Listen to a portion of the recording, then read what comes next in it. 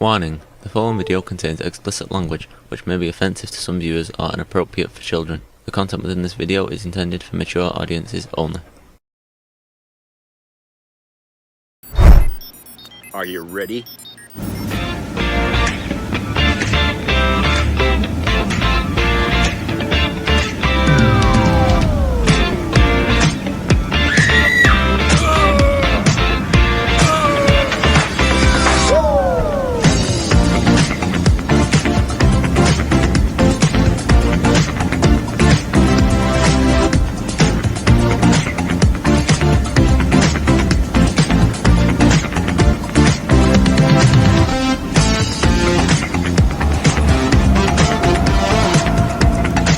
Hello everybody, it's Jeff.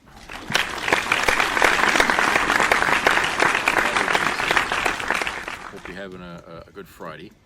And it was nice today. Sunny most of the day, then it got cloudy.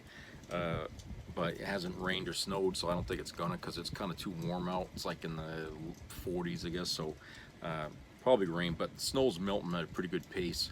And it's really nice. And you know, I going down the walkway here out front, there's still a slope, right? You know, when you walk down, there's a slope there. There's like just this little patch of snow when it's ice. Jeez, almost took a fall there, I'll tell you. I stepped on that. But I went out there when I got back, took the shovel to it, threw some salt down on it, so it's clear now. But hope everybody's doing okay today. So I got a couple of videos for us to watch here, and the first one's from the Humanist Report, and you'll be talking about this fellow named Bill Burr, who also appears in the second video here for the same issue. But Bill Burr is a comedian, if you don't know who he is, and he had a Twitter account, and he was criticizing Elon Musk on it, and he got flagged. And you know, he found that kind of crazy, and so he went on a diatribe about it, and I guess, you know, it made the rounds. I guess it got everybody's interest, and it went viral. So anyway, this is like almost a 20-minute long video, so let's watch that, and then we'll come back and we'll discuss it. Okay? I'll tell you what's funny. I made fun of the fucking Twitter guy for fucking Sieg Heiling not once but twice, and I never look at my emails. I was scrolling through my emails, and it said my Twitter account had been flagged for I don't even tweet anymore. It had been flagged for whatever. What a fucking baby. Just like Hitler. A fucking baby. How about the fact that the Twitter guy he's not even from here. He's from South Africa. He comes to this country and wants to turn it into a fucking dictatorship. He doesn't feel that we deserve democracy. Can you just imagine doing that? Going to another country and just deciding, yeah, you know what? I'm going to change this form of government because I've decided. Yeah, he doesn't mind living under a dictatorship as long as he's on the good side of it. Fucking laminated face cunt. Hey, now what are you going to do? Reflag my account?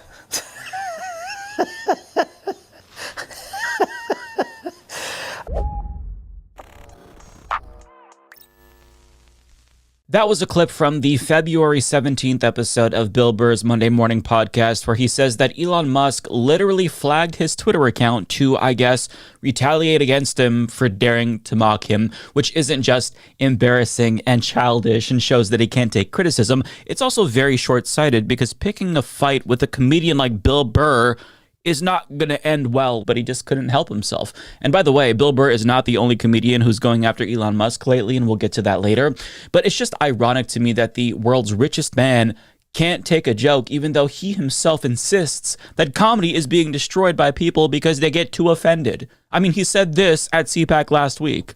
I mean, the left wanted to make comedy illegal, you know? Yeah. Like, you can't make fun of anything. So then it was like, comedy sucks. It's like, nothing's funny. You can't make fun of anything. It's like, legalize comedy. Yeah. Legalize comedy. He is such a fucking loser. Goddamn. But But I mean, this is the guy who's accusing everyone else of not being able to take a joke. Meanwhile, he's literally flagging Bill Burr's inactive Twitter account to punish him for doing comedy at his expense. I mean, you can't make this shit up. Hypocrisy doesn't even begin to describe it. But after hearing that Bill Burr was flagged and that Musk was trying to censor him, I had to figure out what Bill Burr said to get Elon Musk so triggered, and I found it. And now I understand why Elon Musk was so offended by it, because Bill Burr didn't just roast him for his Sig Heil. He hit the deepest insecurities that Elon Musk has, and he very obviously hit a nerve, hence why Elon Musk tried to censor him. But without further ado, this is the clip from the January 30th episode of Bill Burr's podcast that made Elon Musk so upset. Hey, Elon Musk, if you don't mind, we'd like to enjoy our life. I don't think we need to reboot Adolf Hitler, you fucking lunatic. I'm sorry pretty girls don't like you until you have $1 billion. Maybe Elon, he has all this money and power and he thought it was going to fill that fucking void, and it didn't. And rather than face it in a panic of the profound loneliness. Okay, and I'm coming from an empathetic place here because I experienced that when I took mushrooms. It's a profound sense of loneliness. And then you either face that and figure out where it is, or you just go full Nazi. And go. I don't think I feel he's more Mussolini. If I'm to look at his face, I feel he's more Mussolini than he is Hitler. But I got to be honest with you. The fact that he did that and everyone isn't fucking outraged is just, is beyond me. Because I always felt like this country collectively all agreed that Hitler was not a good person, to put it mildly. And the irony that this fucking asshole was able to make $1 billion in the nation that those kids saved in the 1940s would then turn around and fucking spoon with the person that was killing their fucking fellow soldiers. It's beyond me. It's just fucking beyond me. You know what he reminds me of? Like back in the day, like when I was coming up, there was an entire generation of comedians that I was in that was enamored with Bill Hicks. And you'd see these Bill Hicks ripoffs, and they would go on stage and they would have like a leather jacket and they'd be smoking a cigarette talking about society, man. I feel like he's doing that. I think he's like a recovered nerd, and now he's trying to be like the bad boy. This bad boy that Kate Moss would date. And I just don't think it's going to happen no matter how much money he has. I think that realization hit him. And he didn't know how to handle it. And in a panic, he went full fucking Third Reich. He went Fourth Reich. He's trying to he's trying to keep it going.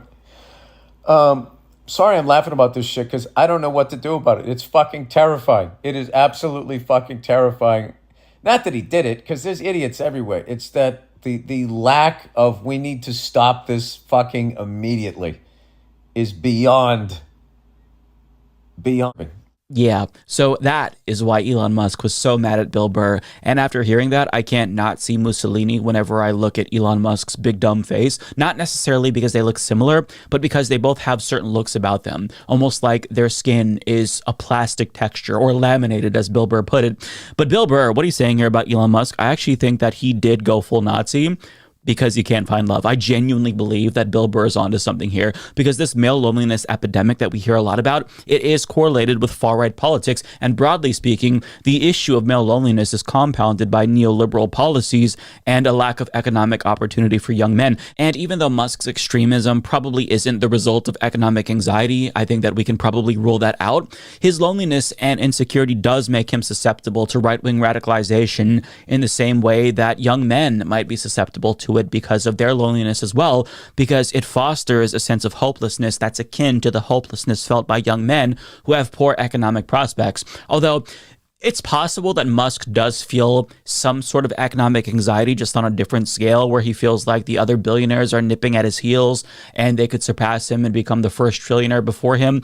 I don't know. It's not impossible to think that economic competitiveness still takes place at that level, as absurd as it sounds. I mean, we are dealing with a narcissist and a man baby, so it's possible. But when you take into account the fact that Elon Musk is so desperate to be liked, and a lot of lonely young men themselves are becoming reactionaries, it's also a possibility that Musk adopted a more far-right orientation, in part because he wants to appeal to those young men. And that's not to say that he didn't already have these reactionary views. It's just that the right-wing shift of young men maybe influenced him to lean into his reactionary views a little bit more. But to show you what I mean, a study published in the latest issue of the Journal of Social Science and Medicine found that loneliness was directly correlated with support for right-wing populism, i.e. fascism, in the Netherlands. And generally speaking, populism is associated with loneliness. Now, in a research review by Brad Stulberg published in Time in 2022, he explained how extended loneliness specifically makes you more susceptible to right-wing radicalization, writing, "Loneliness tends to build on itself. Dr. Caciapo found that when someone is lonely for an extended period of time,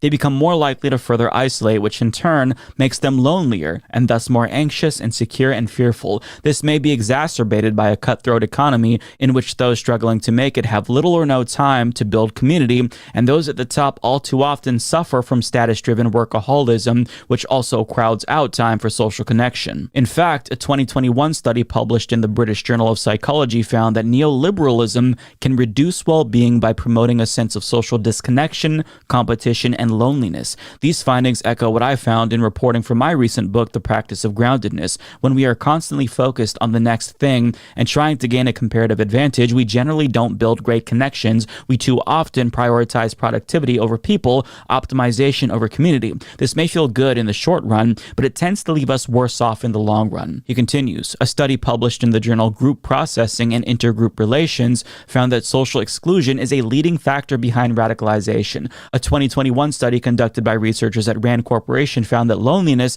is one of the predominant reasons people adopt extremist views and join extremist groups. A study published earlier in 2022 in the journal Political Psychology found that weak social belonging is associated with an increased probability to vote for populist parties, especially on the right. So this is what's happening at the individual level. But when you apply this to the macro level, we're beginning to understand one of the many reasons why capitalism inevitably devolves into fascism. People work longer hours for lower wages. Young people today just don't have the upward mobility that their parents and grandparents had. You know, they can't buy homes, they can't buy cars, they're in debt.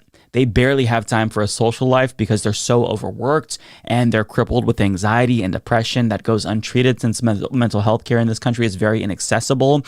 And to the extent that they can even have a social life, it almost exclusively takes place online, which poisons their perception of people since these platforms incentivize toxic behavior to keep you engaged longer. So, you know, it's easy to see how in this environment, people gradually become more angry and desperate, and they start looking for answers as to why things are so bad. You know, maybe you stumble across a right-wing influencer like Andrew Tate who tells you women are actually the problem, not you.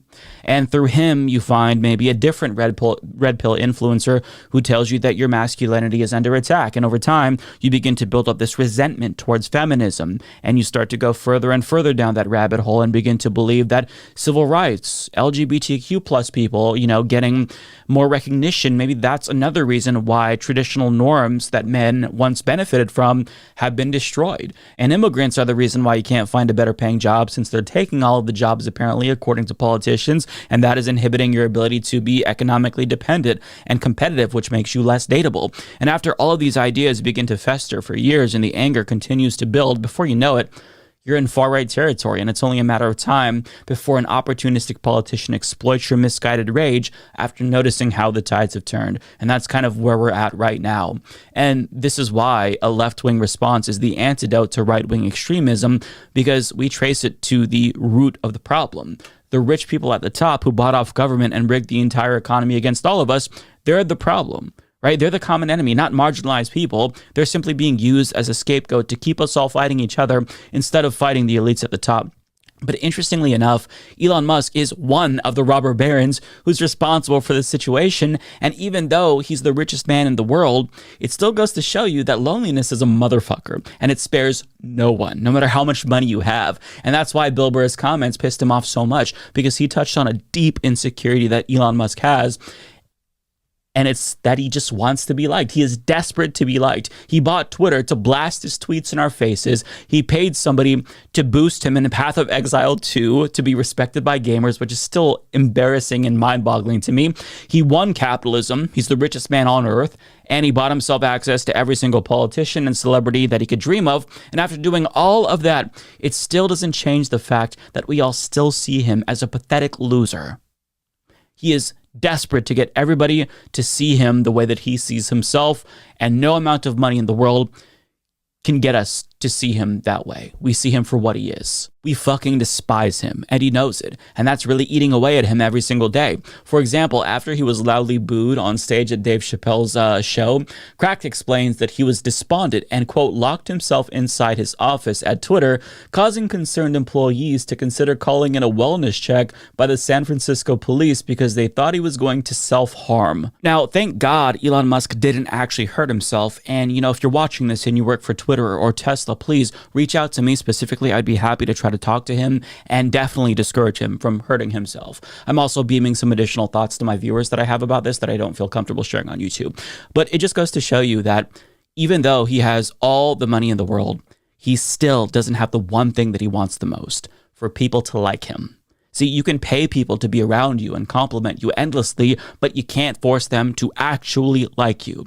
And since he doesn't have the necessary intelligence or self-awareness to course correct and make himself more likable, he just doubles down on the things that make him unlikable, and it just makes himself more of a target for comedians like Bill Burr as he continues to spiral and goes full Nazi. Now, on the note of comedians taking aim at Elon Musk, I have to show you one comedian in particular who has the best impression of Elon Musk. And I think that we're going to see this more commonly because he is spiraling. He's very clearly having a meltdown. He's crashing out in front of everyone. But like, here's one of the best impressions I've ever seen of Elon Musk. This is Alex Biron. Would you say that you have a breeding kink? Well, I have a breeding kink. No, yeah, it's like, well, it's about population, you know, it's pretty much receding it everywhere. And, you know, that's a real problem that we have. And, you know, if we don't have, obviously don't have breeding kink. Roughly 1 million employees have responded so far to this email. Does that mean that the remaining 1 million or so federal employees now risk? Mr. President, ask us to go hard. So, you know, we're going to do that to get rid of unnecessary bureaucratic kind of thing, like unnecessary work. So you do too many things at the government. Things take too much time. So just one email sent out. President Biden, right? It's a top-down. He didn't have competence. He didn't have care. He couldn't. He could barely speak. And it's not. Yeah, you need someone who can get the job done. 8 million people that haven't responded, though, Elon, they are on the bubble. Yeah. You know. Yeah. Okay. So far, so good. Yeah. Go follow Alex if you haven't already. I'll link to his Twitter account down below. This man is a legend in the making. But I mean, that is what Elon Musk has in store. And the resentment towards him is only going to grow as he continues to illegally destroy our entire fucking government and screw over working class people. And being the laughing stock of the country truly is his worst nightmare. But it's what he can look forward to basically for the rest of his life because of the things that he's doing. Actions have consequences, and if you hurt people, they're going to hurt you back. So given what we know about Elon Musk, I don't think it's unreasonable to say that ruthlessly mocking him is basically a form of resistance at this point. In fact, I think it's his kryptonite, and as more regular people and comedians remind him how weird and lame we all think he is, he's only going to try even harder to be liked, which is going to make things even that much worse for himself. So in conclusion, I think that we should all make fun of Elon Musk even more, because that's how you resist at this point. But before we go, I do want to point out one more thing about Bill Burr. He has been making himself a target for right-wingers lately because of the things that he's been saying. In particular, his support for Luigi Mangione has turned some heads in right-wing circles. In particular, Ben Shapiro, back in December, he wrote an article titled "Bill Burr Goes Full Asshole," where he argues that Bill Burr went woke. And he came to this conclusion after seeing one of Bill Burr's live shows.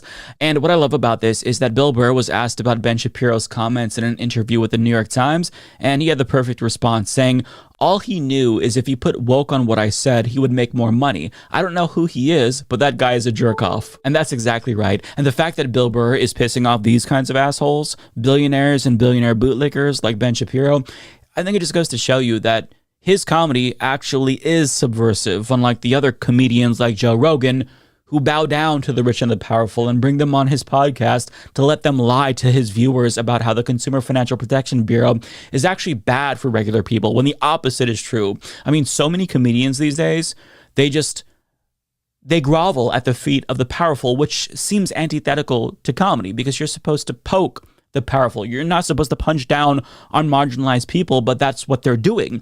Bill Burr, however, is one of the few comedians who is actually speaking truth to power, and that's why he's beloved by so many people. Yeah, so a lot there, huh? You know, in my opinion, okay, now please don't take this the wrong way, okay? Bill Burr saying what he said was not funny, okay? I didn't find anything funny at all in what he said. What I saw it as was a guy who was pissed off that he got flagged, and he was taking his anger out on Musk. I got no problem with that, you know, but to try and label it as, oh, he's a comedian, he was being funny. No, I didn't laugh when he heard it. In fact, I understood exactly how he felt, but it wasn't funny. Okay? There's a difference, you know, and that's not funny when you're mad and you're blowing up, okay? I just don't think it was funny. But if he was on there and he was ranting on there the way he was in his response to what Musk did, then, you know, I can almost see why Musk would flag it. Okay? Now, I'm not taking Musk's side here, okay? I know what kind of a guy he is. He is a fucking asshole, okay? But it's just that, you know, if you're going to go on his fucking site, okay, and rant, don't be surprised if you all of a sudden get, you know, booted off the system or flagged or what have you. Okay? He's running that damn thing. If you don't like being on Twitter, then get the hell off it. Okay? That's what I did. I got the hell off Twitter because this was right when Elon bought that motherfucker. Okay? That's when everything started, and I said, out of here. Okay? What I did is I did on purpose to do something stupid on there so I could get banned. That way I knew all my account information and all that would all be immediately gone, okay, just to keep me off the system, right? And then, you know, so I was out of there. That's what I did. Okay, just to make damn sure they would never want to put me back on there, because I wasn't going back on there. I don't care what the hell he was going to turn that into. But that's what I did. I sacrificed it because I wasn't going to stay part of a goddamn a company who has a guy like that running it, okay? I mean, that's like, you know, if Hitler ran a company, would I be a member of that? No.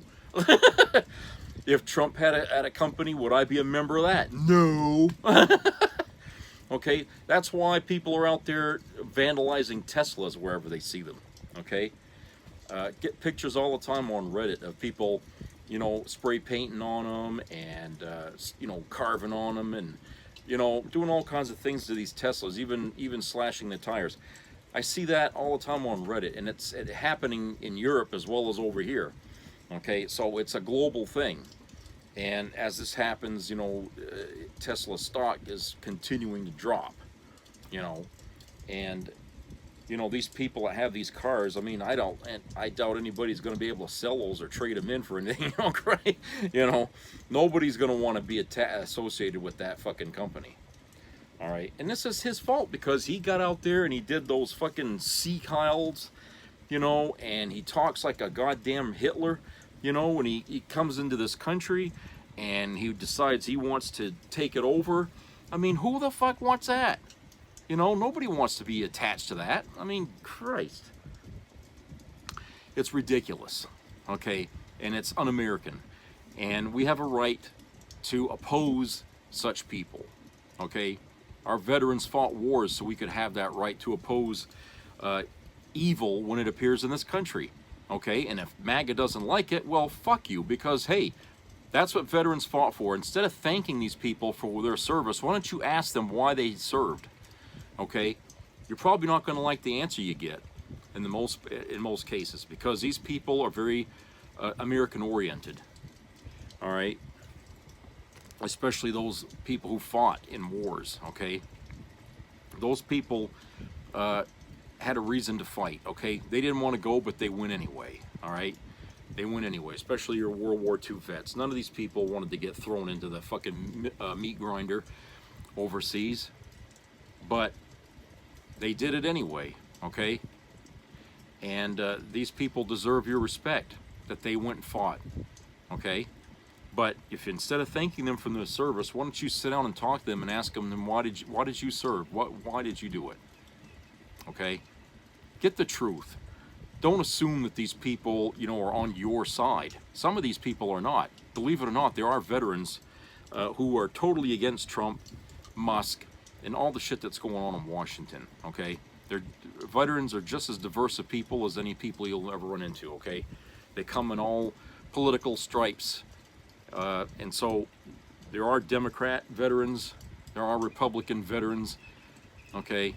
And, you know, a commonality between those two is that they all serve their country. So you're going to probably find a common answer to them is that they fought for America at that time when they were in a war, and they did it because they were going after communists or whatever like that. And here now Trump is in bed with those people, okay? Now imagine that. These veterans, how they must think about that.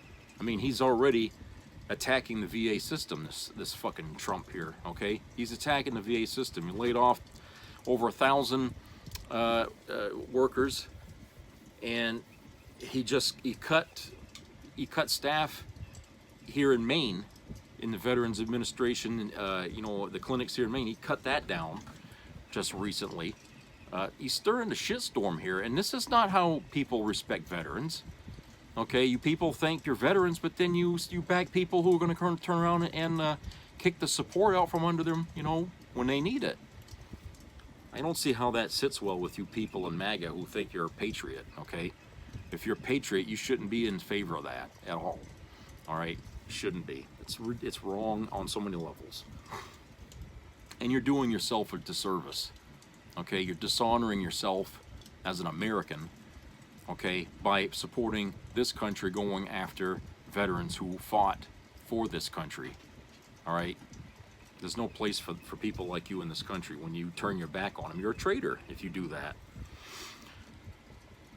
Okay, and then of course this other part about how people who are quote-unquote lonely are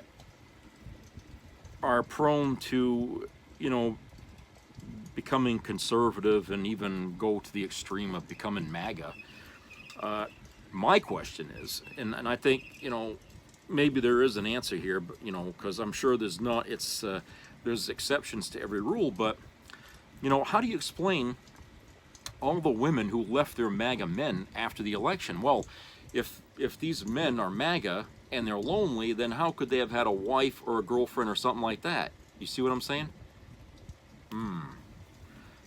So I'm not so sure these studies are, you know, 100% accurate. But I think, you know, if you really want to find out why people turn into these kind of things, you have to look at their upbringing.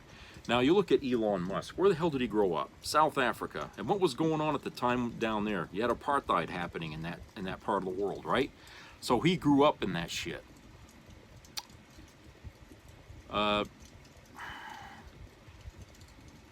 You grow up learning how to demean a whole class of people.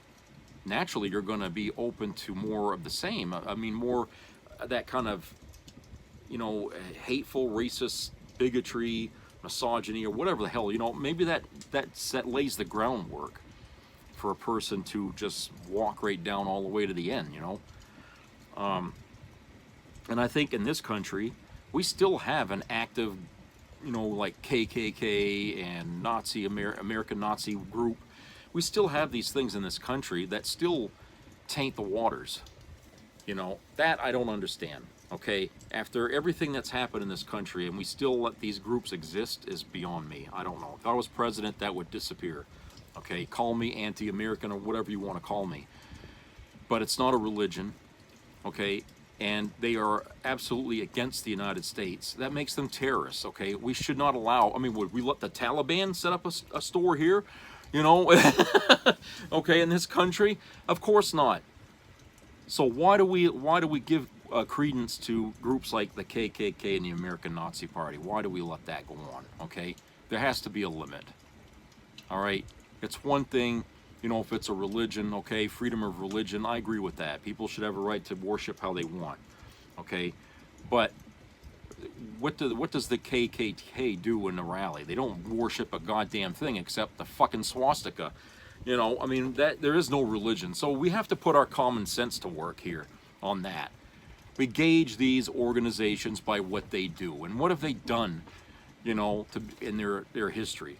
Nothing good. You start fights, riots, you know, attack people. Okay, we got a number of them in prison.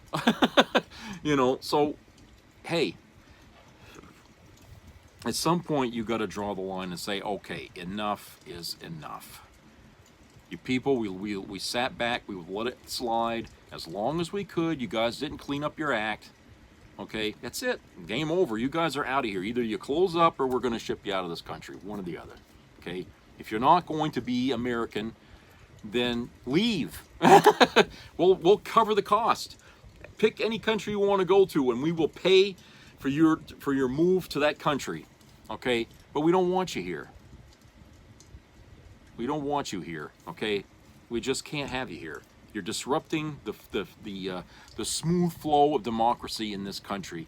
You're preventing America from evolving out of this bullshit, okay? And we just can't get out of it. You know, this constant social chaos you people bring to the table. We can't get out of it because you're always there, okay? There's no reason for you to be there. You're anti everything this country stands for, so you don't belong here. And yeah, I can see how people who are angry can fall into groups like that. Angry about whatever, okay? It doesn't necessarily have to be that they're lonely. They could have been abused growing up at home. They had probably a big mouth father or overbearing mother or something that made them this way. I mean, there's certainly that, okay? You know, there's probably a lot of reasons why a lot of these folks in MAGA are how they are. I mean, you certainly don't see any light of intelligence for the most part in this group of people. You really don't. And I mean, if they could be honest with people for like one fucking minute, maybe we could get to the root cause of why they are the way they are. Because frankly, I think it's a mental problem. It's a outgrowth of a psychological problem that they're suffering with, and they haven't got help for it because they've been told that it's wrong to go see a therapist. I know I got the same shit from my own father when I told him I was going to see therapy. He practically pissed all over me about that. Okay, so I know there's that rule of thought out there, and these people won't go get help because they don't feel like they want to be degraded. Okay, but look, I'll tell you something. I see veterans all the time getting help from therapists. Okay, some older than I am. Okay, and they go to their therapy. They go to the groups, they do all these things every week. So, if it's good enough for them, it's good enough for you. You know what I'm saying? Okay, they want help. They take the medication. They see the doctors. They do all the things that, you know, they can do while they're in the clinic. Okay? They also call the helpline that Trump attacked when they feel like they're having a bad day. Okay? So these people are not afraid to get help. And like I said, some of them are older than I am. They're World War II vets, some of them, but they do what they have to do. Okay? But, hey, it's not, you know, everybody, like I said, MAGA. A lot of these people, they'd never give themselves into that because they think they're better than everybody else. And, you know, and the funny thing is their actions show us that they're not. Okay? The things they believe in, the things they vote for, the things they stand for, it's all lopsided. You know, it's just like, you know, you guys are living on another world. This is not the way the world works, or it shouldn't work that way. Okay? And these people are not ashamed of it. You know, it's like them walking around naked all the time in public, and everybody's laughing at them, and they think we're fucking nuts because we're laughing at them. You know, that's the way it is. These people are boldly dumb. Okay, and I've met a lot of people like that in my life, and some of them weren't Republican, by the way, either. Okay, but I've met a lot of people in my day, okay, that were boldly dumb. They stand firmly in their stupidity. Okay, and believe whatever the hell what they thought they knew, and you know what I'm saying. How they graduated out of high school, I'll never know. It speaks to our education system. Okay, you know, that people can still get a diploma and believe the bullcrap they believe. Okay, I mean, that's crazy. But you know, that's the way America is. You know, and you know, and this goes back decades here. You know, and it hasn't really improved at all. You know, what was it? I was reading, and someone had made a remark about how schools in Maine are bad because of DEI hire, and they're trying to stop that system of, you know, DEI in the state of Maine. Okay, now this is like another chapter in this shit after Musk threatened our governor here, and now the Republicans want to stop that because they think our test scores are low. And I'm thinking, well, that sounds familiar, because I remember during the 1980s they were bitching about test scores back then. Okay, we didn't have that DEI system in place then either, and a lot of the teachers were white, and they were bitching about low test scores then. So now all of a sudden low test scores are being blamed on this when that wasn't the case back then. So you know they're pulling this shit out of their ass. Okay, this is just another distraction to get the public all excited over nothing. You see what I'm saying? I mean, that really is the case. And I think that, you know, I hope Governor Mills will point that out and say, look, you guys, I know you're throwing shit on the wall to see what sticks.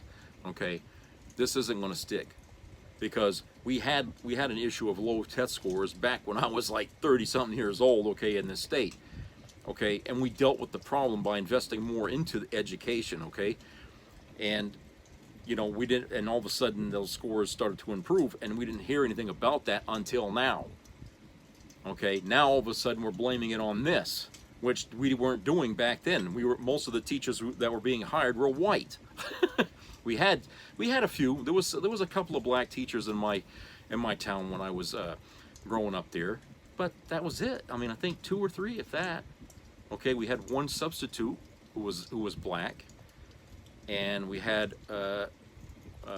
one teacher who was taught in 7th or 8th grade, I think, and she was there for a long time, and everybody liked her. Last name was McNeil. I don't know what ever happened, if she's still around or not, but you know, I often think about her. And you know, we had a couple of black teachers. You know, there was this one guy who used to work between junior high and high school, and he was sort of a tutor. I can't remember his name because I didn't need him as a tutor, but he was always there to help people. He was a great guy. I mean, you talked to him a little bit, but yeah, there wasn't a whole lot of diversity, you know, around here, you know, at the time. And I bet for a lot of you people watching this, you probably think back on the 80s and stuff, or the 70s, and probably think the same thing. I don't remember too many, you know, people who weren't white that were teachers.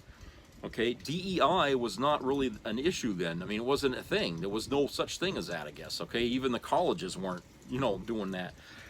But it was like 20 years later, and then people started bitching, you know, we need more people of different colored, different races in the school system, so that way it doesn't look so biased, so racist, you know. You know, people should have a fair shot at being a teacher or getting a job, and they shouldn't be discriminated against because of their color, you know. And that didn't happen until, you know, like I said, way after the 80s. And then that's when this DEI thing started up. But now we're trying to blame that, okay, because people in the state want to go back to the way things were when they were bitching about all white teachers not educating the kids better. You know, and it's like, you know, that, you know, it really boggles the mind how MAGA can go through mental gymnastics to try to justify the bullshit they stand for. You know, it's really bizarre. Okay, let's take this time, go to a commercial break, and then we'll come back and watch the second video.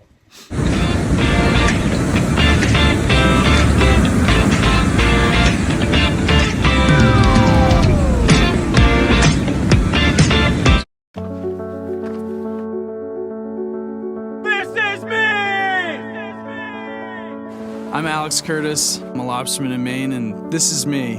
I'm Roxy Sugar, and this is me. I'm Eric Hopkins. I'm an artist, and this is me. This is me. Me. This is me. This is me. At the end of the journey, the main thing is you, original. Let's go. I knew it! Thank you, Dad! You're a fucking traitor! Traitor! Traitor! You're a traitor! Traitor! Traitor! You're a fucking traitor! Traitor! You're a traitor! You're a traitor! Fuck you! Fuck you! Fuck you! Let go!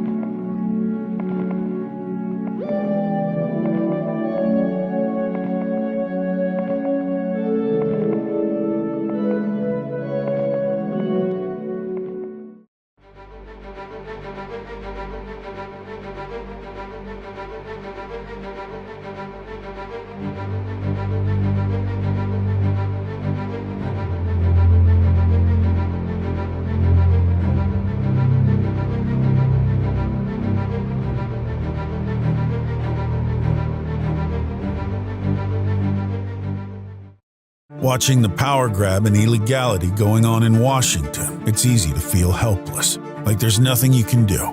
Don't believe it. Every state has laws protecting your data online. The penalties for violation are civil and criminal. Elon Musk and his tech bros are not above the law, and a corrupt president has no ability to pardon state crimes. Elon Musk has gained access to sensitive personal data on millions of Americans, including social security numbers and bank information. President Trump says he wants Musk to go even further. Take action.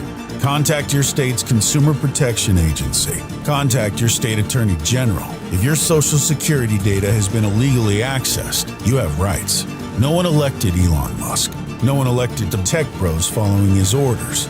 They have no special status under the law. You have rights. Use them. Don't let the bastards get away with it.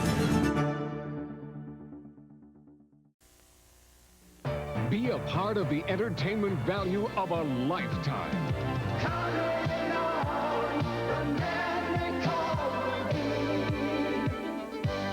I loved it. It was the best performance I've seen in a lifetime. I loved the show. I liked it very much. He's a very entertaining man. It's well worth the money. Now appearing in Charlottetown, coming to Halifax November 6th to the 18th, and St. John November 20th through the 26th.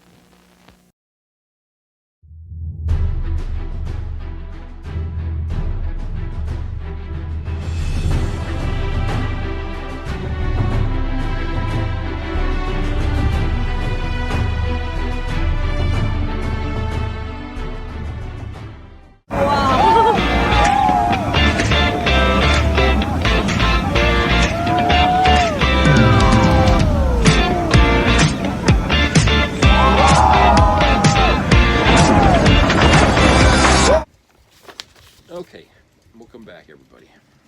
All right, so this second video is from the iHip girls, and you know, they're complaining about Putin and Musk as well, and they got a lot to say about that. Plus, they bring up Bill Burr's rant that you saw in the first video, so let's go to that, and we'll talk about that on the other side.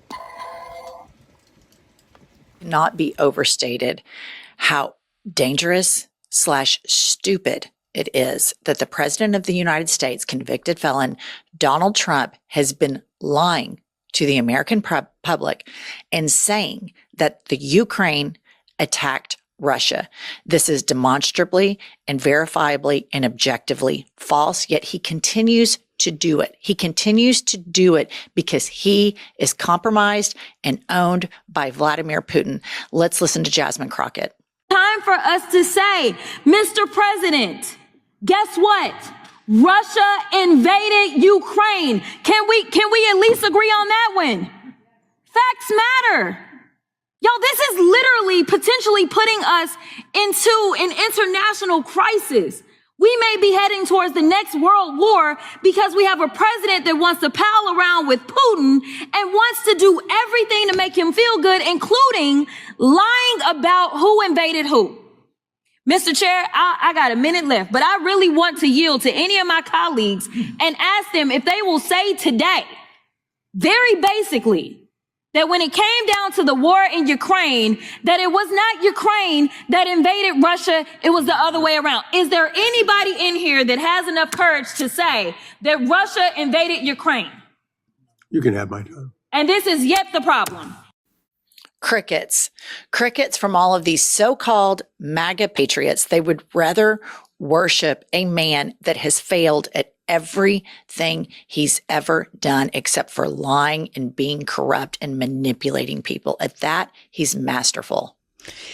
Why is it that these Republican leaders have such worship for Donald Trump that they cannot even agree on facts? They cannot support the United States. They have to support a dictator who undoubtedly is being controlled by Elon Musk. And absolutely, Elon Musk and Vladimir Putin appear to be in some type of European or world domination alliance. This is unprecedented. This is the Ronald Reagan National Security Republican Party that is completely buying into lies to get away from NATO and support the axis of evil. And it is alarming, to say the least. So let's look back.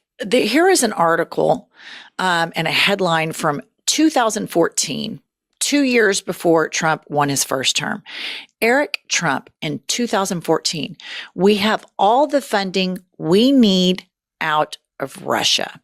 So what was happening is the Trump org was having a lot of financial difficulties because Donald Trump is a terrible money manager, contrary to what MAGA voters believe. He's awful at it. I mean, awful. They got their funding from Russia. And with Trump, all of this shit that if Barack Obama did it, if Joe Biden did it, if Hillary Clinton did it, if any Democrat did it, they would be impeached so fast it would make your head spin. But when Trump does it, there's this appeasement. There's this capitulation over and over and over again with legacy media, with Democrats, with Republicans, with judges, everywhere. This man is compromised by Vladimir Putin. This man instructed the United States of America to vote with the axis of evil at NATO. Why is it that these MAGA voters who have all been pro rah-rah national security are now all in with, I would rather Putin be president than Biden during the election? And now they are, oh yeah, Ukraine started the war. What is it? What is the mind twist? Is it simply, okay, let me hear it. It's Putin started a psychological war campaign via propaganda decades ago. And they went in through the most manipulatable people in America. They went to the National Prayer Breakfast, evangelicals. They went to the NRA. They chose which Americans they could easily manipulate. And I've been saying this since way before the election. All of this, the core of this, I believe, is this evangelical movement in America that behaves in the exact same way that the Trump administration does. It's all about for-profit. The rules don't apply to them. They have political agendas. They lie to their congregation. The pastors are as corrupt as all get out. And Putin, a former KGB agent, knew the weakest pockets of American citizenry in which he could attack. And then it starts getting momentum. And they had him, Trump is already compromised, right? Right. So Putin ran Trump initially, in my opinion. This is a long, long game, and they attacked the weakest people who have so much hubris. They think they're so moral, but they're not. That's why they cling on to all of these, armchair strong men and they're, evangelical preachers that are just as corrupt as all get out. These mega churches are wildly corrupt. The NRA, wildly corrupt. Those are the access points in which Putin infiltrated the United States. Then you have troll farms. Then you get Fox News. Then you start paying Tucker Carlson. You start paying Tim Pool, et cetera, et cetera. You start hacking into voting machines and all the stuff. The Mueller report. You can go on and on about how the Russians have infiltrated American culture. They couldn't do it to our side because we study facts. If we see something and we think, that doesn't sound right, we go to a different news source and we go to a different news source. He attacked the most intellectually lazy people that have a black and white worldview, who are incapable of seeing gray, of seeing nuance, and would rather believe a lie than a fact, because the lie is easier. It confirms all of their biases, racism, etc. Moving along, we have Representative Tom Suozzi. I don't know how to say his name. Suozzi. Maybe it's Italian. Tom Suozzi. Anyway, here he is talking about the Russian situation. Putin is a dictator. Zelensky is not. Zelensky was elected by 73% of the voters in Ukraine, an election that was certified by the European Commission that certifies it was in fact a free and fair election. Very simple point that we needed to be reported regularly. Putin is a dictator. Zelensky is not. Putin and the Russians invaded Ukraine, not the other way around. When we talk about appeasement, we're talking about what Neville Chamberlain did with Hitler before World War II. Let's just give him something. Let's try and make peace with this guy, and he'll stop. He didn't stop. The other day, Hex had said, Ukraine can't win this war. They're just not big enough. They can't possibly beat these guys. If we cave now and reward Russia for invading a democratically elected leader's country, who is our ally, if we reward Putin now, what do you think the people in Latvia are going to say? What are the people in Lithuania going to say? What are the people in Estonia going to say? What are the people in Moldova going to say? What are the people in Poland going to say? When I went to Ukraine last April and visited with the commander of the Polish military and saw the map of that area, topographical map that showed the mountains that ring the area. If he goes through Ukraine, he's going straight into Poland. We cannot reward Putin for his criminal actions, where they are murdering people, raping people, kidnapping children. There are tens of thousands of children that have been abducted from Ukraine and brought into Russia. Why? Because if your mom or dad works at the power plant, then we need your Ukrainian parents to keep on working on that plant, and Putin doesn't want you to stop working there. He's going to keep your children even longer, and who knows what else he'll do. He's a beast. He's an animal. He's a dictator. We cannot let this become normalized. There you have it. That is a masterclass on the Democratic messaging moving forward. He started with facts. He went into nuance about the topographical area, and then he ended with sharp facts. Vladimir Putin is a dictator. He is a horrible, horrible, sociopathic war criminal. And this government, the Donald Trump MAGA government, is appeasing exactly the way the British did in World War II, which allowed Hitler to keep advancing all over Europe. Nobody is fucking listening to this shit, and it is serious. Donald Trump is completely compromised. He is a Russian asset. There is no question about it. What I think is so interesting is that it is widely known that Putin is a murderer. He has murdered anyone that stood up against him. They've fallen out windows. Their underwear get poisoned. The people in Russia live in a situation of close to poverty, the majority, and they have an oligarchy. And you look at, just look at the actions of the Trump administration and what he's allowing Elon Musk to do. We are only creating poor people and more of an oligarchy. This is what they want to do. And all of these Americans that are running around saying, oh yeah, we don't want to pay for Ukraine, blah, blah, blah. Take a look at how the Russian people live, the vast majority, because the oligarchy is a very small percent. Every single other American will suffer. And the fact that now we have Republican leaders, the president of the United States running around saying, Zelensky's a dictator and Russia started the war. If that is not Russian propaganda, I don't know what is.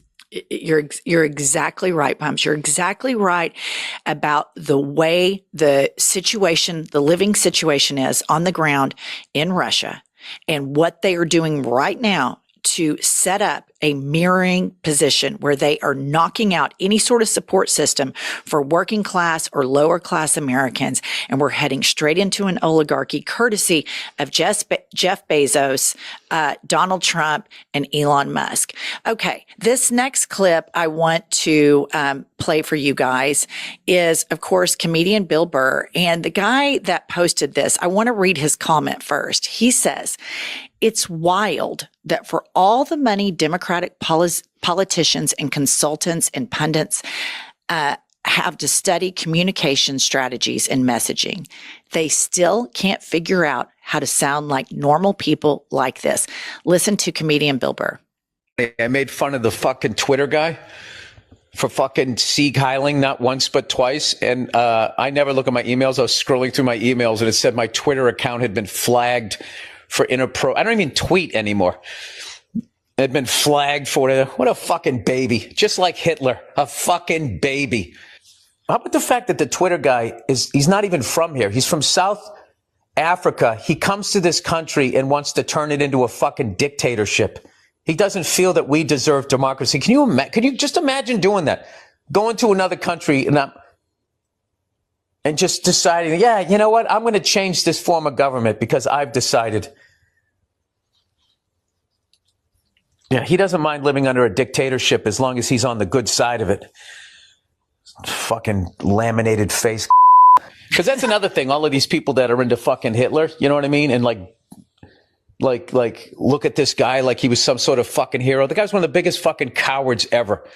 All the pain and all the suffering that guy's caused and the war crimes the Allies had to commit, firebombing fucking cities to get that motherfucker. When it came time for him to pay the price for all the suffering he caused millions and millions and millions of people.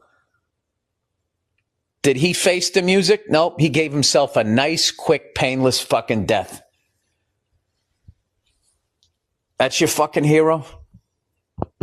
Fucking coward is what he was. Should have faced the fucking music. Exactly. Cowards. Hitler was a coward. Donald Trump is a coward. Pleads the fifth, pleads the fifth, pleads the fifth. This is the most cowardice administration. And typically bullies right underneath are cowards. This is cowardice from the top, from Vladimir Putin to Trump to Musk, all the way down to that little squirmy Moses Mike Johnson. This is a 5-alarm fire, and mainstream media is not going to save you. They are bending the knee. Everybody needs to unite and support independent media like ours, like the Midas Touch. Please subscribe to our channel, and we will see you all soon.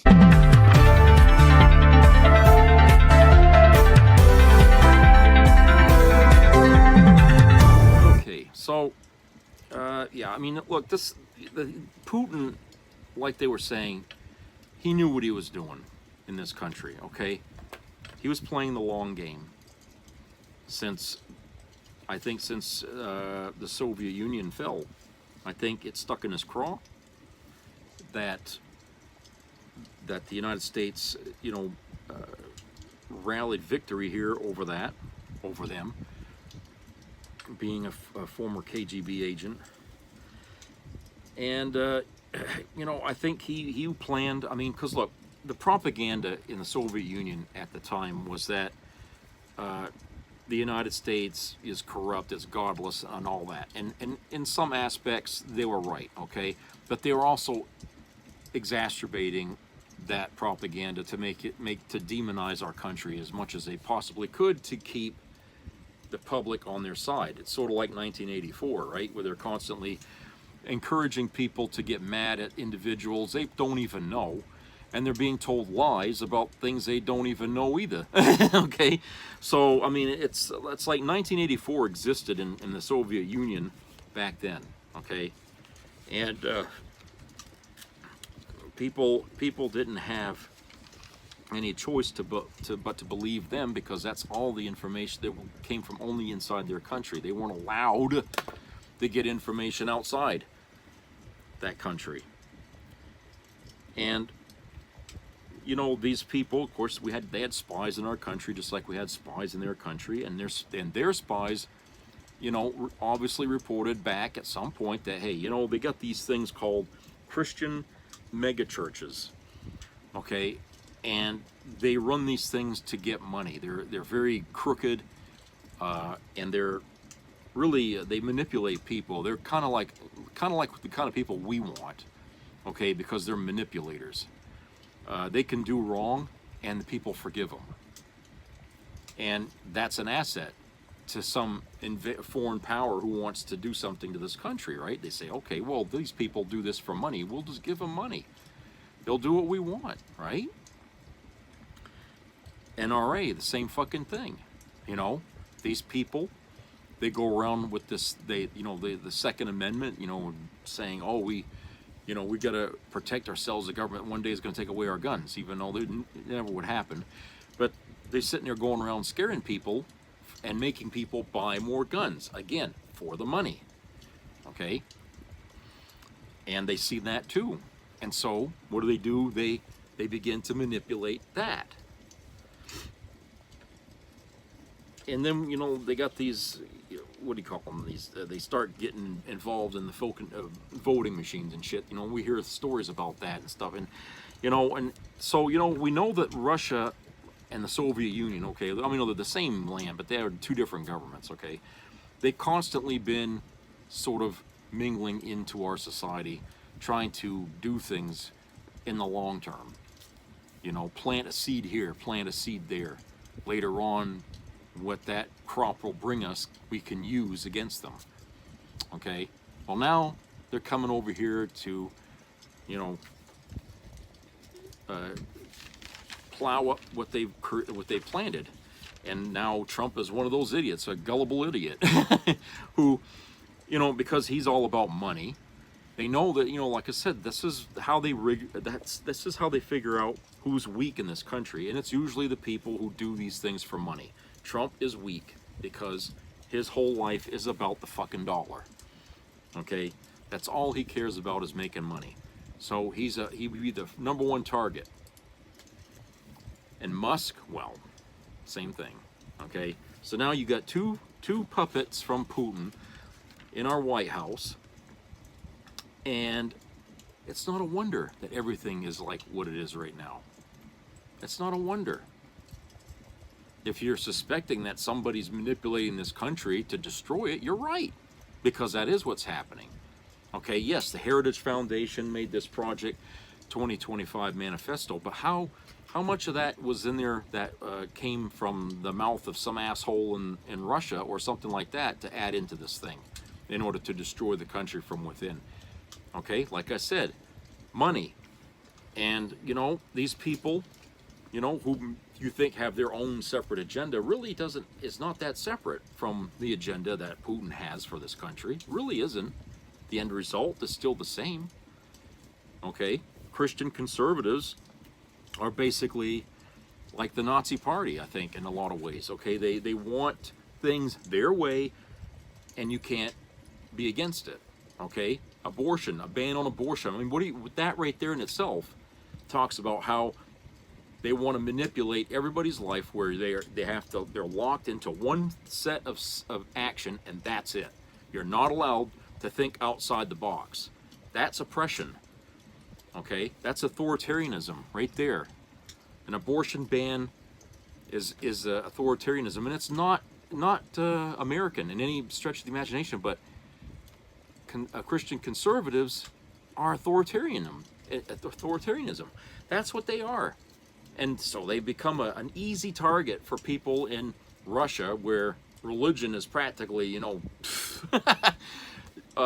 Because over here we used to say, oh, they're a godless country because they don't believe in God. No, yeah, well, you know what? Over here we're taking God's name and we put a price tag on it. So who the hell do you think is worse, them or us? Because over here we're using God's name to make money.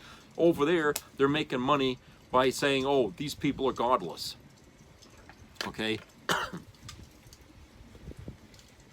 So we have this problem here where we have our oligarchs have made the country weak. They've opened doors for our nation to be exploited. Now, if people like the FBI, the CIA, Department of Homeland Security were smart, okay, and I don't know if they're onto the same thing here, but if they have any brains at all, they would be watching the wealthy people in this country and the wealthy organizations in this country and keeping apprised to where their money is coming from and who is inside their organizations. Because I'll tell you, if you want to root out, you know, Russian interference, you can start there.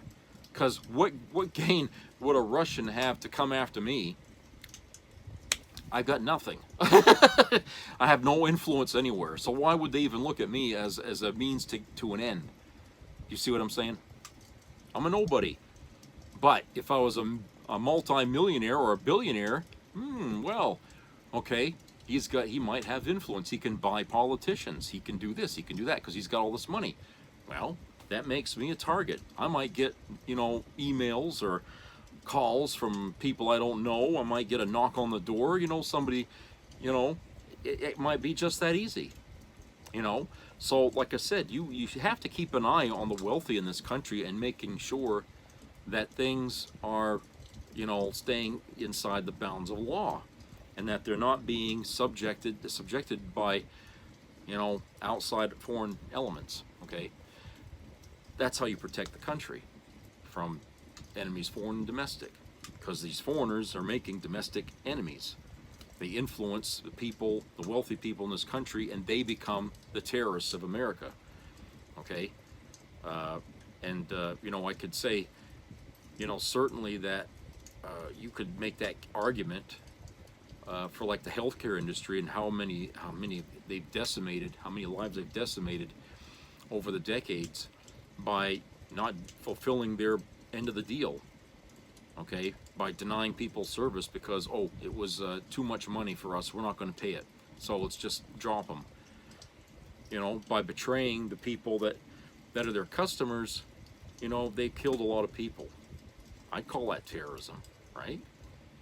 Wouldn't you? I mean, I know a lot of you probably would agree with me and say, yeah, it's terrorism. Yeah, may not fired a shot, may not be dropping bombs, may not be destroying buildings or whatever, but hey, there's a lot of bodies in the graveyards here, and a lot of them died because of that.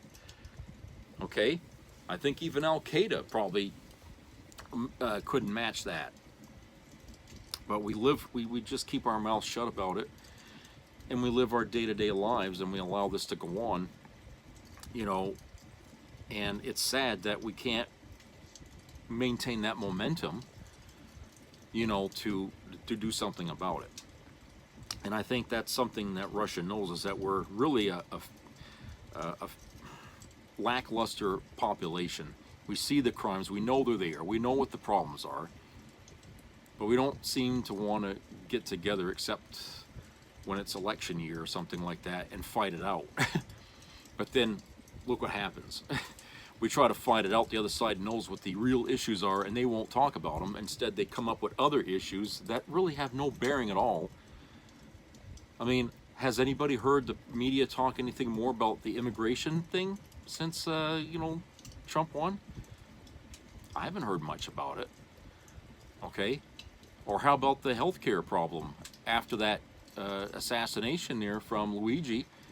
That topic kind of dried up there after after a week or two, I guess. I mean, his name isn't prominent in the news anymore. And I don't think many people, because everybody's still bitching about all the other things that's been going on from Trump, you know, what Musk and all that, doing the things he's doing by getting into private data and stuff from the Treasury. Okay, I mean, it's like a problem a week erases the problem from the previous week, because people's attention span is only on what's current at the time. That's our problem. That's the weakness we have in this country, is we cannot stay focused on the problems as they come and maintain the focus on all the problems that were there. Okay, we keep getting distracted by the next thing.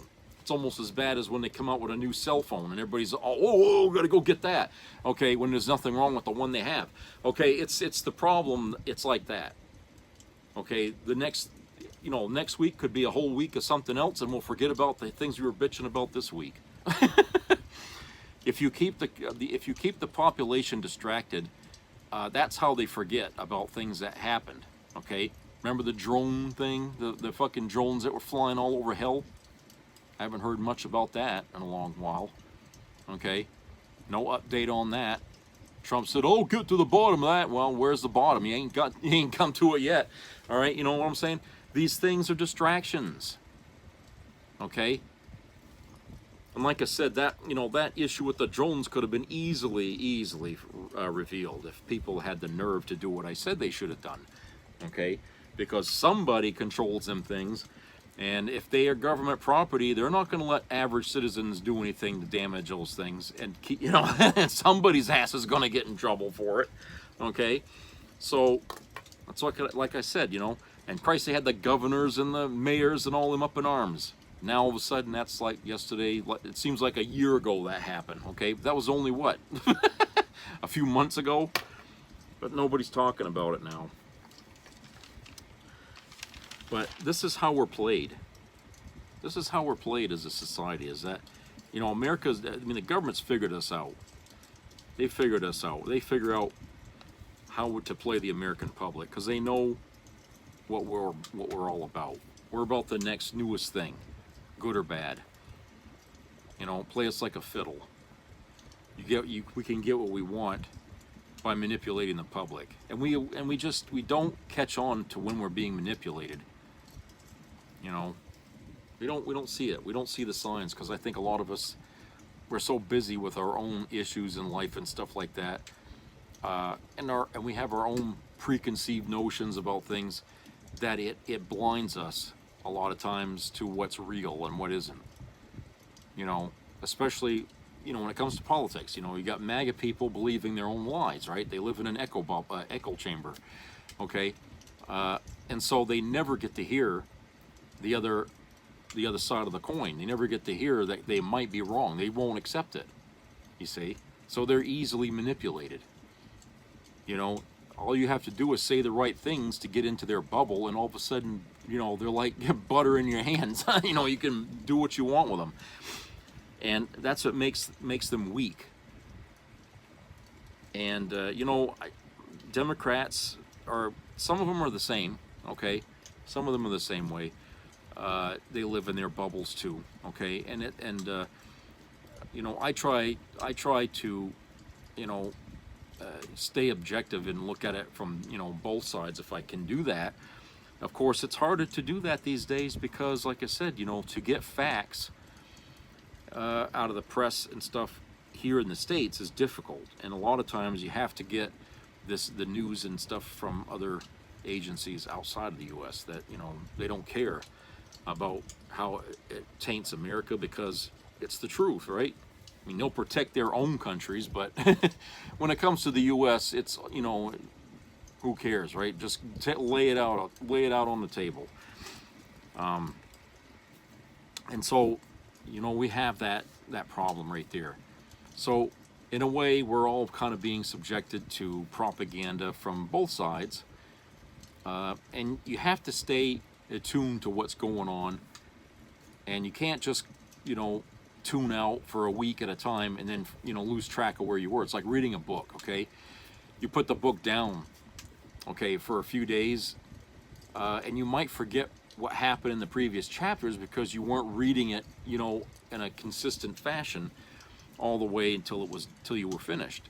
If you take that book and you read it 2 or 3 chapters one night and then you read 2 or 3 chapters the following week, you might have a hard time keeping up and staying in tune with what's going on. That's why politics has to be treated the same way. If you're going to be involved in it and understand what's going on in it, you have to stay with it every day. Okay, you got to read. You got to do a lot of reading. okay? And you can't be, how can I say it? You can't be dismissive of it. And sometimes if something doesn't read right, it doesn't seem right, okay, you know, fact check it, you know, find other articles about the same issue and see what they have to say about it. You might find this, oh, they didn't say that in this article, you know, or, you know what I'm saying? Every reporter's going to have different versions or something like that, where things that weren't added in this, because it was a shorter article, the longer article has more detail. And so, you know, you get to get more perspective. So that's why television news really sucks, because, you know, they got commercials they're running up against. They only spend, what, a minute, if that, on a topic. And what the hell can they say in a fucking minute that's going to be factual? Or, I mean, look, Gene Hackman and his wife found dead in their home there, you know, and, you know, people are already online speculating about what happened, and there hasn't been anything released yet, as you know, any facts, okay? Not even the families of these two have gotten anything new yet from the police. It's just beginning the investigation, so there's really nothing yet, okay, to suggest what happened, why they died, what happened in there. I mean, there was obviously something out of the ordinary happened in that house, and they don't know what it could have been, okay? But everybody's already speculated, no, it was this, it was that, you know, like acting so certain that they're, you know, like, well, where did you get this information? You know, nobody's got this information, okay? They're making this shit up. So, you know, that's how, you know, rumors and gossip and all that get started. Okay, and you have to be careful, because a lot of these people are online and they'll write this stuff and make it look like it's a post from some news agency, and they put that out there and they try to pass that off as fact, okay?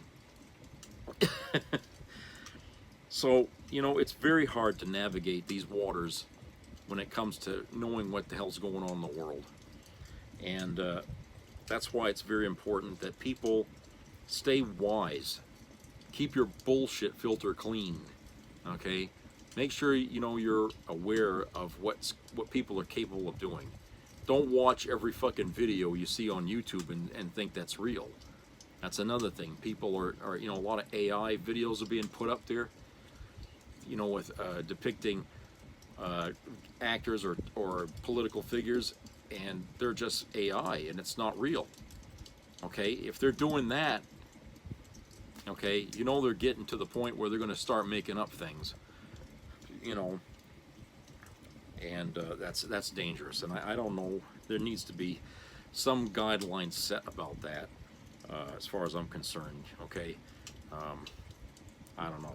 That's a whole avenue of trouble there that I think that's going to bring up when people start to go rogue with AI and do whatever the hell they want with it, you know, just to stir the shitstorm, okay? I don't know. So anyway, that's it for today, and I hope everybody has a great rest of the week. So subscribe, comment, and share, and keep your ears open for health-related issues, and, you know, help each other out in your neighborhoods, okay? Keep it, you know, keep apprised of each other's, you know, things, comings and goings. You don't have to be nosy, but, you know, just be available to others if they need help, okay? And you know, that's really how we're going to be able to try and survive through these Trump years, is we're going to have to watch out for each other's backs, because they're not going to watch out for our backs. They're, you know, for some of us, we're going to lose our jobs under this guy, and so, you know, we got to be ready. So I'll talk to you guys later. Have a good weekend. Take care, everybody.